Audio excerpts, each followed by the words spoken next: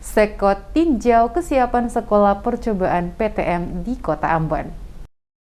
Sekretaris Kota Ambon, Agus Ririmase, didampingi Kepala Dinas Pendidikan dan sejumlah pimpinan OPD Kota Ambon turun langsung meninjau kesiapan sekolah menengah pertama yang akan melakukan proses pembelajaran tatap muka di Ambon pada Januari 2022.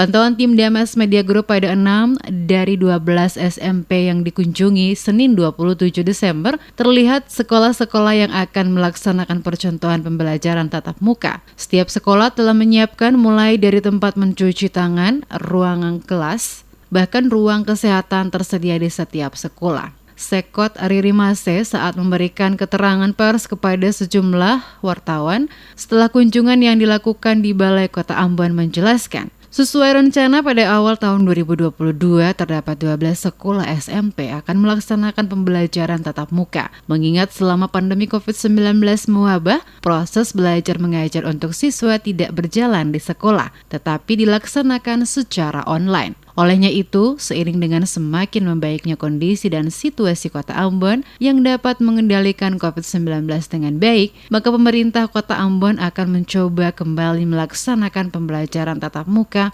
bagi sekolah menengah pertama, khusus yang telah menjalani vaksinasi 80% dan telah memenuhi persyaratan yang ditentukan oleh tim Satgas dan pihak terkait. Untuk itu, dirinya selaku Sekot Ambon diperintahkan langsung oleh Wali Kota untuk turun langsung meninjau sekolah-sekolah yang telah ditetapkan memenuhi persyaratan mulai dari melaksanakan vaksin di atas 80%, baik guru maupun siswa, serta kesiapan sekolah mereka mulai dari tempat mencuci tangan, ruangan kelas, ruangan kesehatan, dan satgas yang dibentuk pada sekolah yang akan dijadikan percobaan PTM langsung dan terbatas di Kota Ambon.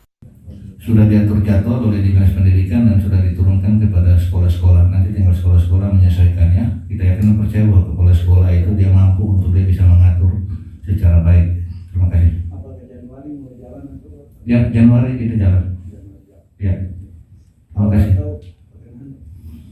Ya, nanti kita akan sampaikan yang jelas Januari awal minggu pertama setelah proses belajar mengajar jalan itu langsung akan ditindaklanjuti sesuai dengan kalender pendidikan ya.